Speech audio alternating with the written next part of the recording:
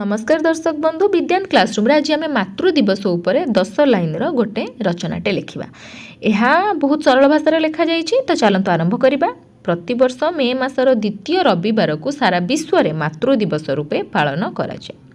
संतानर जीवन में मार स्थान सबुठारु उपरे एवं से हेउछि सृष्टिर श्रेष्ठ अवदान। जड़े माँ निज संतान पाई जो त्याग और स्नेह प्रदान करे ताहा अतुलनीय। माँ हेउछंती संतानर प्रथम गुरु एवं प्रथम बंधु। परिवारर समस्तक सुख और सुविधा पाई माँ सबु बेले कठिन परिश्रम करिथाए। संतानर प्रतिटी दुख कष्ट को माँ निजे सही निए, किंतु संतान को सबु बेले खुशी रे रखे। माँ शब्दटी मधुर एवं तार आशीर्वाद आमको सबु विपदरू रक्षा करिथाए। एही दिवस पालन करिबा द्वारा माँ प्रति आमर भल पाइबा और सम्मान आहुरी वृद्धि पाए।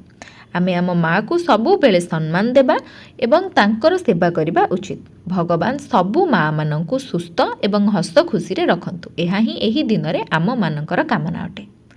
आगो कहीपरि वीडियो पाइବାକୁ चाहूतिले आम चैनल टी को सब्सक्राइब करिया को भूलिबेनी। धन्यवाद।